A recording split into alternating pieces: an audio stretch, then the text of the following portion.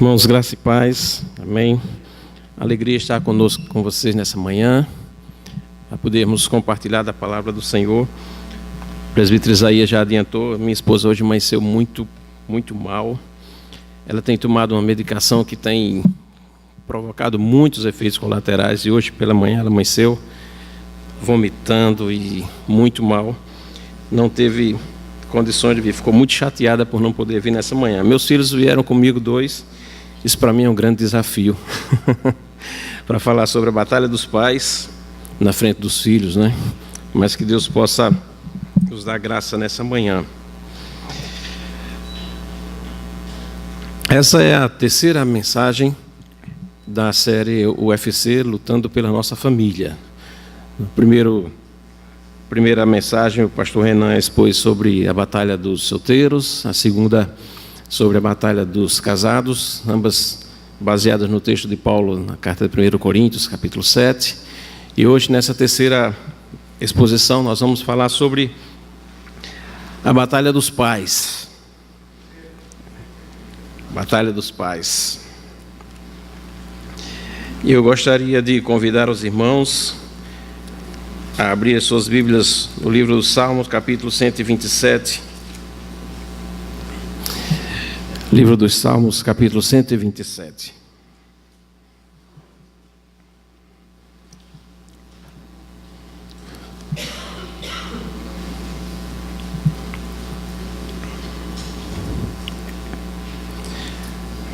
Amém, irmãos? Vamos orar mais uma vez. Pai, nós queremos colocar nossas vidas em Tuas mãos. Queremos nos esconder atrás da cruz de Cristo. Que o Senhor possa falar aos nossos corações e ministrar nessa manhã aquilo que o Senhor tem para as nossas vidas. Em nome de Jesus. Amém, Jesus. Talvez você esteja pensando, eu nem casei ainda, sou solteiro, por que é que eu vou ouvir falar sobre os pais, a batalha dos pais? Mas se você ainda não casou, se é solteiro, certamente você é filho. Não é verdade? Então Deus também tem uma palavra para você nessa manhã, como filho. Nossos 2 filhos mais velhos, eles quando tinham 15 anos, nós enviamos para fazer um intercâmbio cultural em outro país.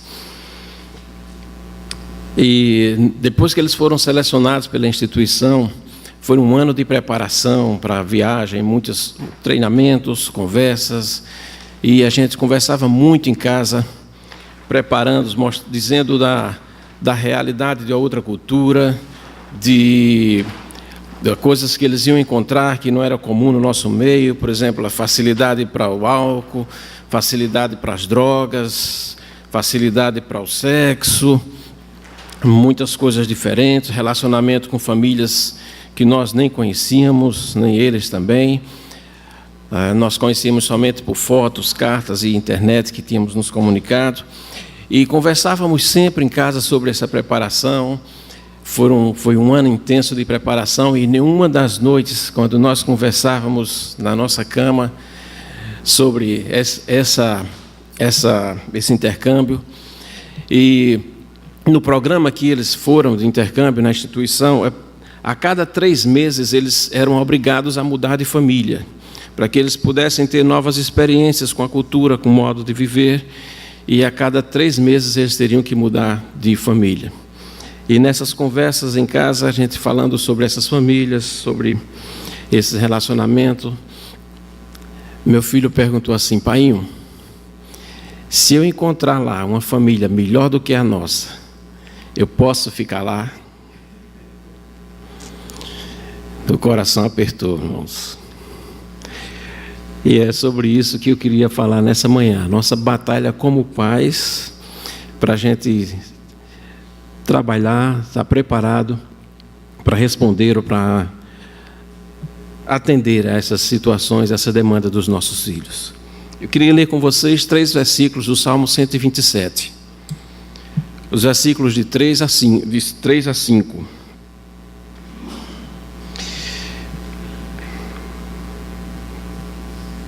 Na NVI, o texto diz assim: os filhos são herança do Senhor, uma recompensa que Ele dá. Como flechas nas mãos do guerreiro, são os filhos nascidos na mocidade. na juventude.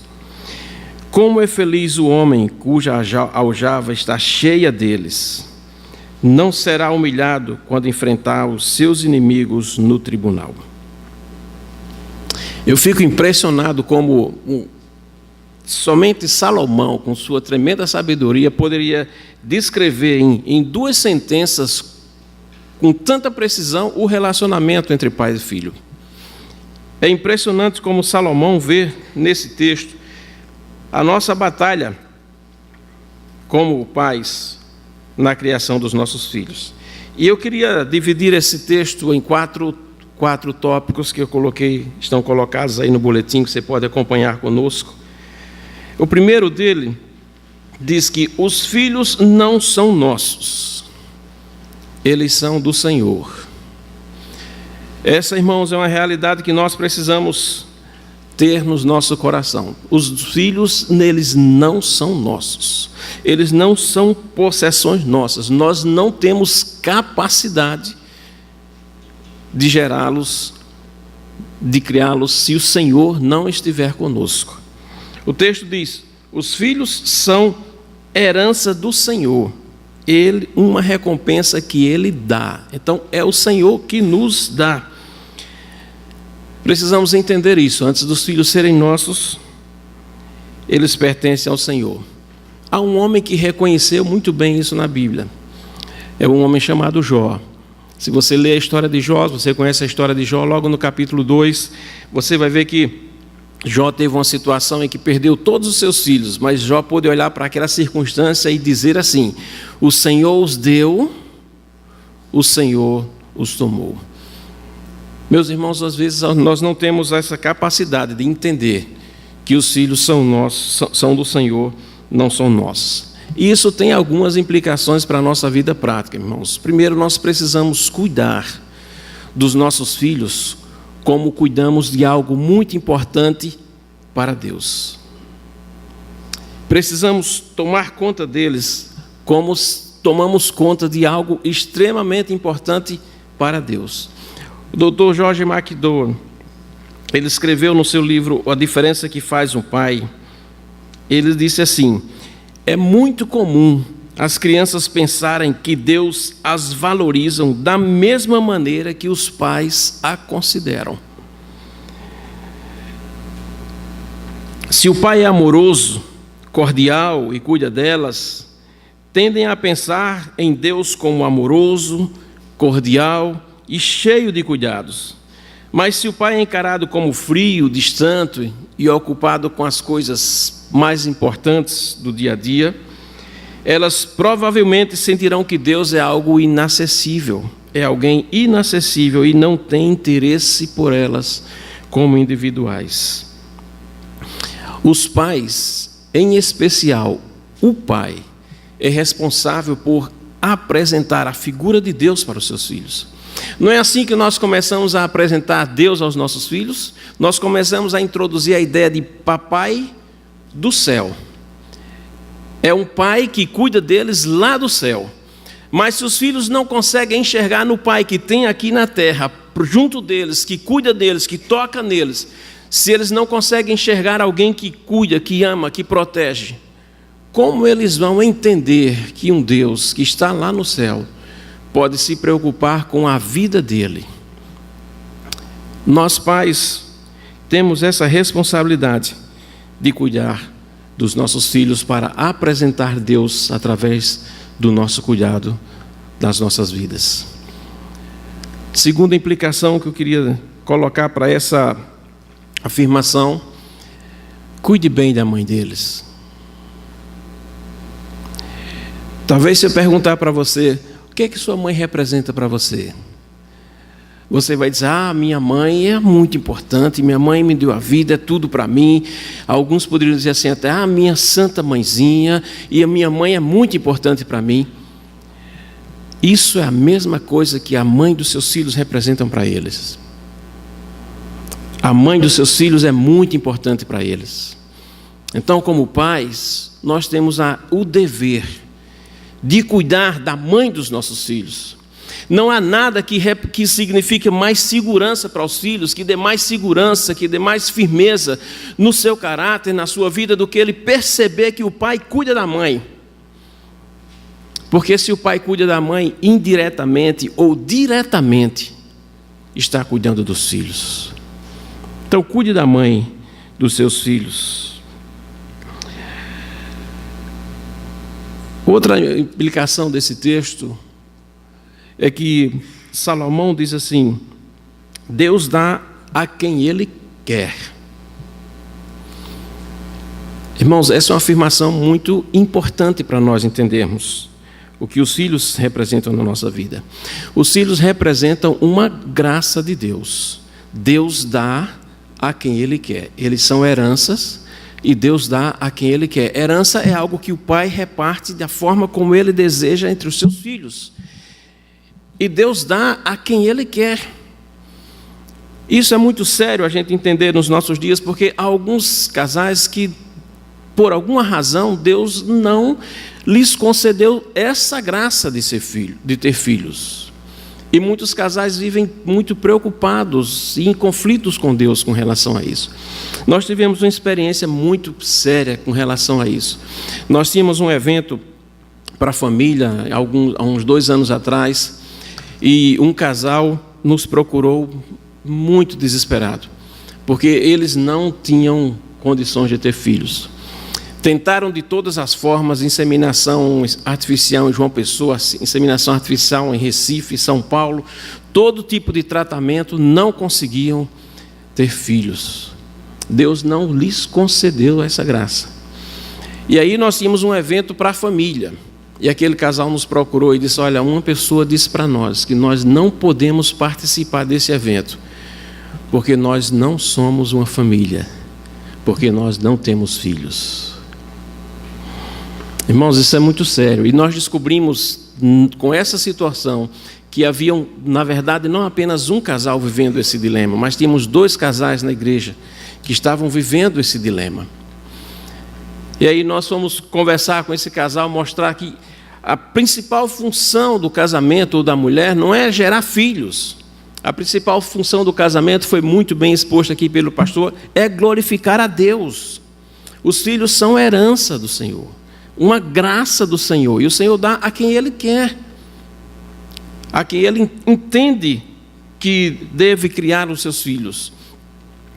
Os casais que não têm filhos, eles não podem ser considerados como casais inferiores. Há um mito da nossa sociedade, em especial no nosso Nordeste, que diz assim que uma casa sem filhos é um jardim sem flores, não é verdade? Mas precisamos entender que essa não é a principal função da mulher. E eu conversava com aquele casal, e eu mostrava para eles: presta atenção na Bíblia, no Velho Testamento. Vamos ver algumas famílias do Velho Testamento. Veja a família de Abraão. A sua esposa era estéril. A esposa de Abraão veio gerar um filho quando tinha cerca de 90 anos, não é verdade? Pela cultura daquela época, ela deve ter casado com Abraão quando tinha mais ou menos os seus 15 anos de idade, vamos colocar assim. Isso significa que de 15 anos a 90, 75 anos em que ela viveu com Abraão, não formavam uma família? Naquela época era muito difícil se comprovar que os homens eram que tinham problema de esterilidade, né? Não tinha exames para se fazer, era somente a prática. Se a mulher gerasse filhos, o homem podia gerar. Se não gerasse, a desconfiança principal, ou em potencial, seria a mulher.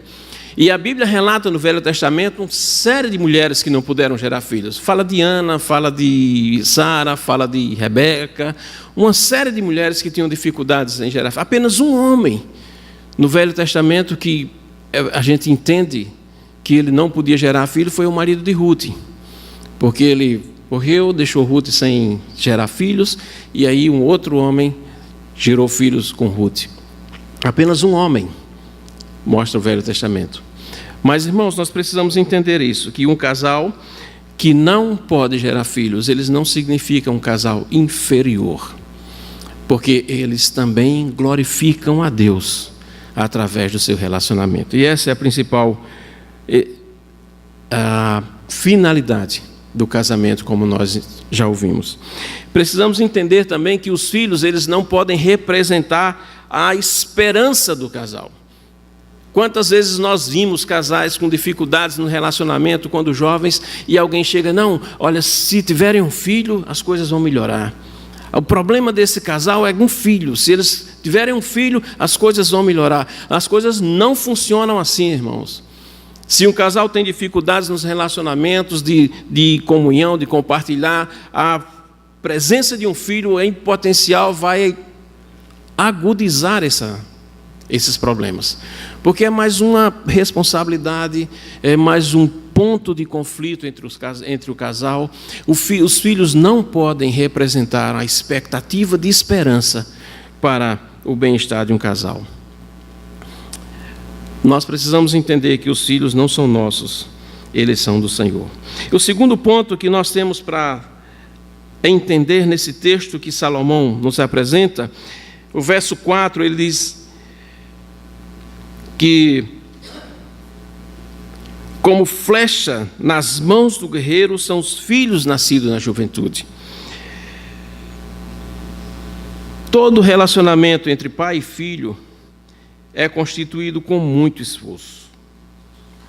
Não sei se você já percebeu isso, mas todo relacionamento pai e filho é constituído com muito esforço. Salomão vê no pai dele um guerreiro. E é interessante a gente entender essa expressão de Salomão. Salomão não colocou assim, como flecha na mão de um soldado qualquer. Salomão não colocou como flecha na mão de um aspirante.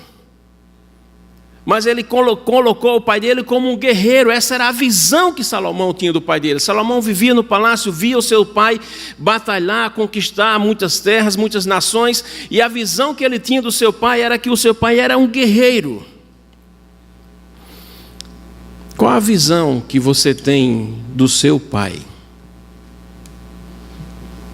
Qual a visão que você tem do seu pai?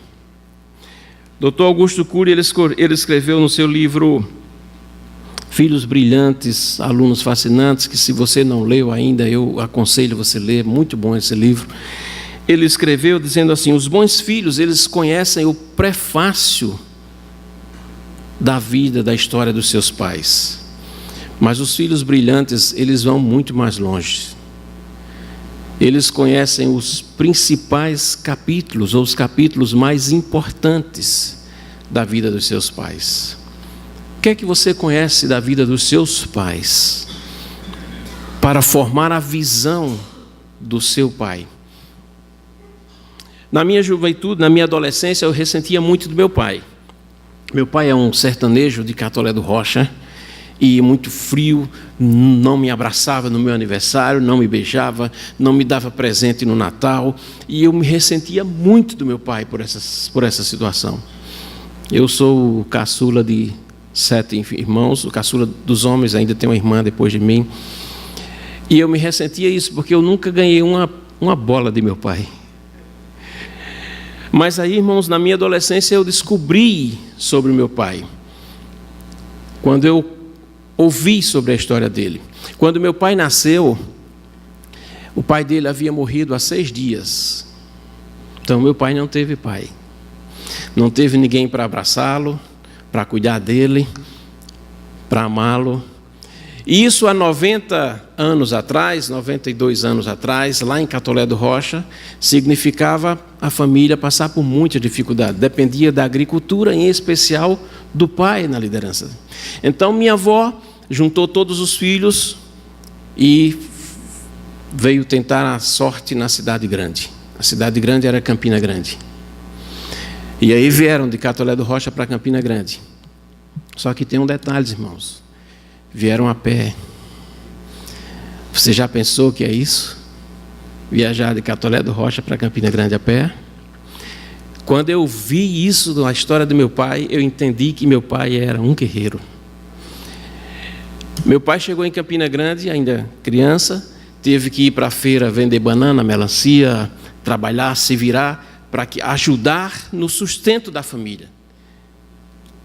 Ele não teve condições de estudar, estudou até a 3ª série primária, no máximo, para assinar o nome e escrever. E a luta dele foi formar os filhos, dar estudo aos filhos, para que nenhum tivesse a mesma sorte deles. E meu pai, com toda essa dificuldade, conseguiu formar 7 filhos, todos eles têm uma formação e uma profissão definida. Aí a gente olha para o meu pai e eu digo, meu pai é um guerreiro. Hoje, quando a gente chega lá, ele abraça, beija, está numa cama e abraça, e a gente quer sair, ele não quer soltar. Ele está diferente do que era antes. Mas porque meu pai é um guerreiro. Qual a visão que você tem do seu pai? O que é que você conhece da história do seu pai, para que você possa formar a sua visão com relação ao seu pai? O principal esforço dos pais nessa batalha é enxergar a vida do ponto de vista dos filhos e, ao mesmo tempo, prepará-los para enxergar a vida do ponto de vista de Deus. Isso parece assim meio filosofia, mas eu vou colocar um exemplo para você. Quando a gente morava em Manaus, uma mãe tinha um bebezinho de 2 anos e ela ia sempre lá no consultório de Mary mais para chorar, para conversar, do que propriamente para cuidar dos dentes.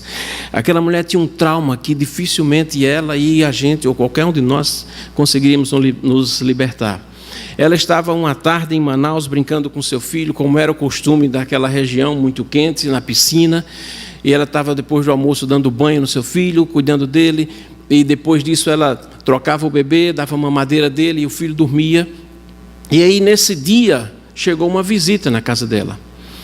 E aí ela tirou o filho da piscina e levou-os, vamos, está na hora de você mamar. E o filho saiu da piscina chorando pelo barquinho, meu barquinho que ficou na piscina. E a mãe dizia, não, vamos, você vai tomar banho, você vai dormir, você não vai precisar do barquinho agora. E levou aquele filho, trocou, deu a mamadeira, colocou na cama e deixou aquele filho lá, como era o costume dele, tomando a sua mamadeira até adormecer.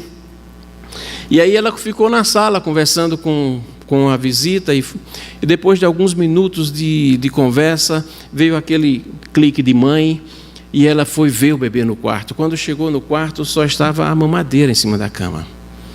E ela correu para a piscina e aquele bebê já estava boiando. Sabe, irmãos, para aquela mãe, um barquinho não significava nada. Não tinha valor nenhum, não tinha importância nenhuma, mas para uma criança de 2 anos, era muito importante. Aquele barquinho custou a vida daquela criança, mas sabe por quê? Porque a mãe não conseguiu perceber a vida do ponto de vista daquela criança. Muitas vezes nós, pais, temos dificuldade de enxergar a vida do ponto de vista dos nossos filhos e brigamos com nossos filhos porque eles derramam iogurte no tapete, porque eles sujam o banco do carro com chocolate, quando as crianças nem coordenação têm para cuidar dessas coisas, estão aprendendo. E nós não conseguimos enxergar a vida do ponto de vista dos nossos filhos. Se nós não enxergarmos a vida do ponto de vista deles, nós corremos o risco de perdê-los. Veja o guerreiro. Imagina a figura de Davi, ou de um guerreiro, esticando o seu arco com a flecha para arremessar. Ele olha para o alvo que ele quer acertar, mas quem vai acertar é a flecha. Meus irmãos, como pais, qual é o alvo que nós temos enxergado ou visualizado para projetar aos nossos filhos? Para onde nós queremos arremessá-los? Onde nós queremos que eles alcancem? Será que nós temos nos preocupado apenas de prepará-los para a vida profissional, para que eles sejam um bom médico, um bom advogado, sei lá, um bom professor, um bom arquiteto, coisas desse tipo? Será que tem sido essa a nossa visão, o nosso alvo que nós temos projetado apenas para a vida dos nossos filhos?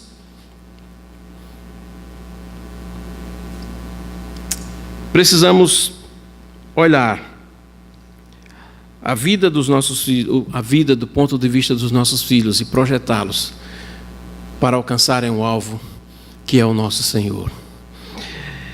Para isso, irmãos, nós temos uma orientação muito interessante que está no capítulo 6 do livro de Deuteronômio. E é muito interessante o que Moisés escreve no capítulo 6 de Deuteronômio, a partir do versículo 6. Eu queria que você lesse esse texto comigo. Diz assim a palavra do Senhor: estas palavras que hoje ordeno estarão no teu coração. Tu as inculcarás a teus filhos, e delas falarás assentado em tua casa, e andando pelo caminho, e ao deitar-te e ao levantar-te. Também as atarás como um sinal na tua mão, e te serão por frontal entre os olhos, e as escreverás nos umbrais da tua porta, da tua casa e das tuas portas. Para preparar os nossos filhos para alcançar o alvo que nós devemos arremessá-los, nós precisamos, em primeiro lugar, ter a palavra de Deus no coração. Moisés estava dizendo ao povo que estava caminhando para a terra prometida. Essas palavras que hoje ordeno, elas estarão no teu coração. Sabe, irmãos, se a palavra de Deus não estiver no nosso coração, não faz sentido reproduzi-las para os nossos filhos. Não tem efeito reproduzi-las para os nossos filhos. Essas palavras, elas precisam estar no teu coração. E aí, Moisés continua dizendo: e tu as inculcarás aos teus filhos. Sabe qual é a ideia, irmãos? É aquela ideia que a gente tem com os nossos filhos em casa. Se eu pudesse, meu filho, abrir a sua cabeça e colocar essa palavra dentro e fechar, era isso que eu iria fazer. Não é assim que às vezes a gente diz com os filhos? É essa a ideia desse texto. Tu as inculcarás. Tu as inculcarás. Como fazer isso? Aí ele diz: delas falarás assentado. Era costume da cultura judaica os pais sentarem e ensinar a palavra aos seus filhos. Gastavam horas ensinando a palavra aos seus filhos. Falarás delas assentado. Irmãos, será que temos feito isso com os nossos filhos? A nossa correria não permite, o nosso dia a dia. Será que temos entendido que as coisas do dia a dia são mais importantes do que preparar os nossos filhos para alcançar o alvo? Ao menos, irmãos, quando sentamos à mesa, podemos, ali na hora das nossas refeições, falar de Deus para os nossos filhos. Quantos irmãos nem sequer agradecem a Deus pelo suprimento? É uma oportunidade tremenda quando nós sentamos à mesa e podemos orar e dizer assim: Deus, reconhecemos que vem de Ti. Não é o nosso trabalho, nosso esforço, nossa luta. Reconhecemos que vem de Ti. E os nossos filhos vão aprendendo, sentado, a depender do Senhor. E aí ele continua dizendo: falarás andando no caminho. Quantas oportunidades temos quando levamos os nossos filhos para a escola, quando levamos para a igreja, quando levamos para algum lugar, de falar para os nossos filhos acerca de Deus, quando andamos pelo caminho. Mas às vezes nós preferimos reclamar. Por exemplo, se a gente vem para a igreja andando e o sol está muito quente, a gente prefere reclamar do sol que está muito quente. Ou se está chovendo, a gente prefere reclamar que está chovendo. E a gente esquece de dizer para os nossos filhos: olha, esse sol que Deus nos dá é para a nossa manutenção, para a nossa vida. Como é bom poder desfrutar desse sol. Essa chuva que Deus manda é para que a gente possa ter o alimento, para que a gente possa suprir de água. E a gente perde as oportunidades, irmãos, de andando pelo caminho e inculcando essas verdades acerca de Deus. Sabe por que quando nós não fazemos isso, lá na escola os nossos filhos estão aprendendo que isso foi fruto de uma explosão, algo que se formou, algo que surgiu do nada, que não foi Deus que fez. E nós perdemos essa oportunidade de andar pelo caminho com os nossos filhos, ensinar para eles. Isso vem assim a corroborar com a ideia de Salomão, muito tempo depois, quando ele escreveu no livro de Provérbios, capítulo 22, verso 6, ele diz: ensina a criança no caminho em que deve andar. A ideia de Salomão com essa palavra, esse verbo ensinar, era de treinar no caminho.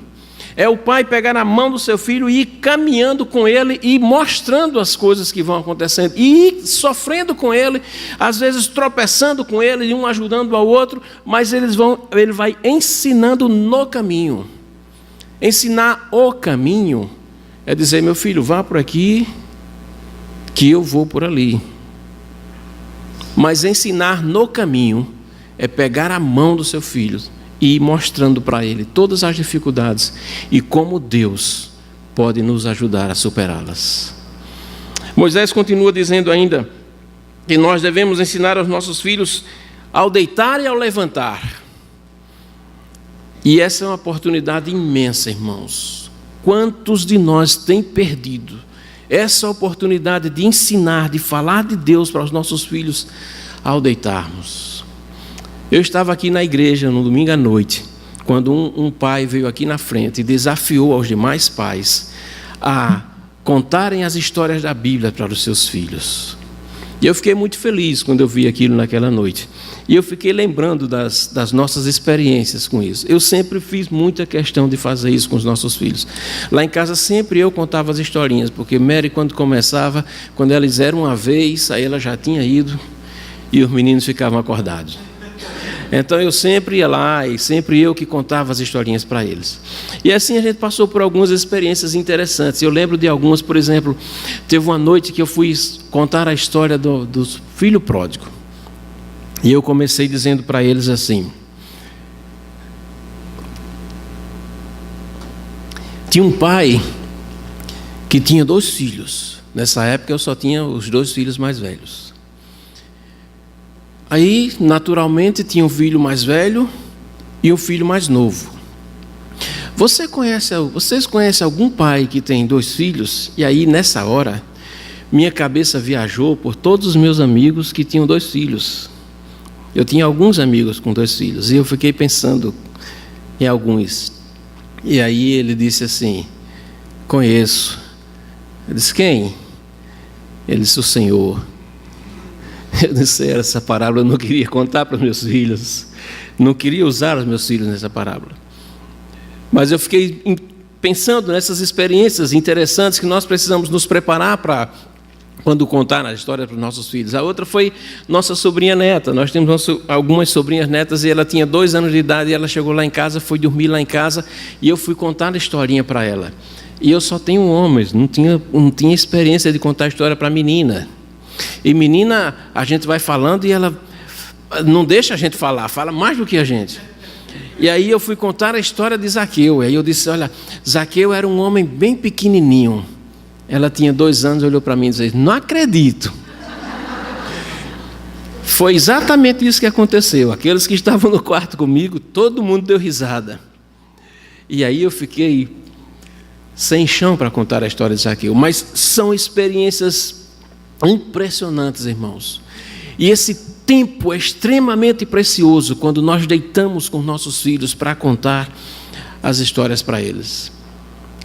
Graças a Deus que nós tivemos essa oportunidade em casa. O meu filho mais novo, até mais ou menos os 11 anos de idade, eu ainda ia para a cama contar as histórias da Bíblia para ele. Teve um dia que eu fiz uma experiência, eu fiz um teste. Eu já tinha contado todas as histórias da Bíblia. Em 11 anos já dá para ter contado todas as histórias, né?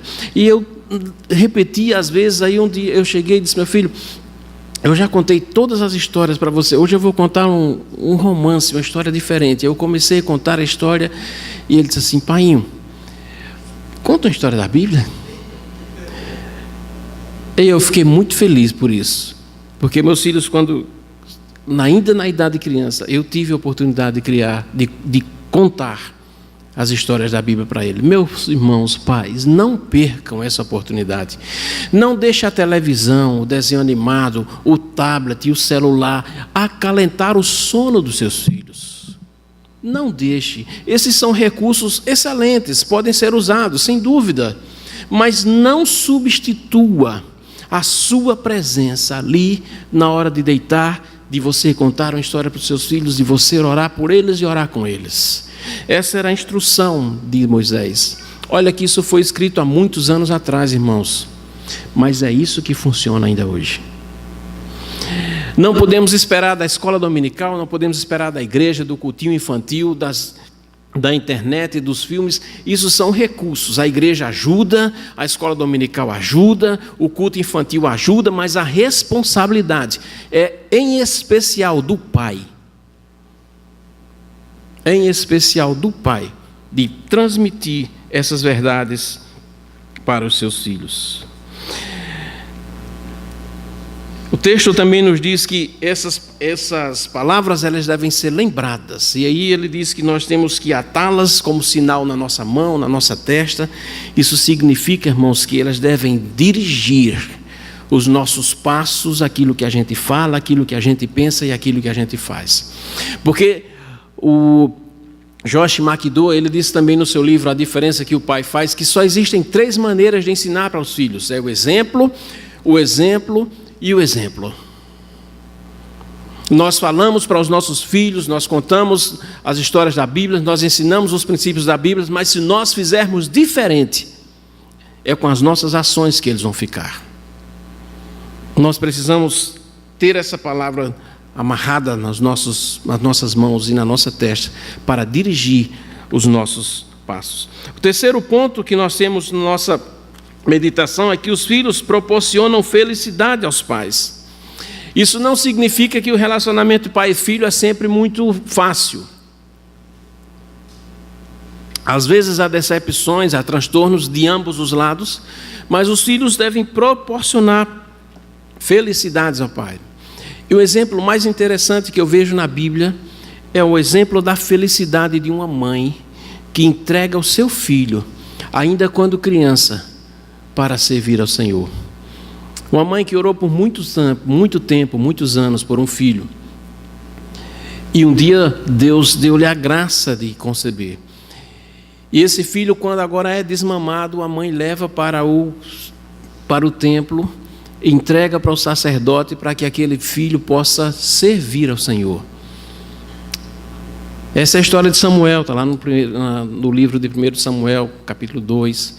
E essa mulher faz um cântico e diz assim: a minha alma engrandece ao Senhor. Você imagina, você como mãe, um filho de apenas 2, 3 anos de idade, como vamos imaginar assim, quando havia desmamado, entregar para viver no santuário, num templo, aos cuidados de um sacerdote,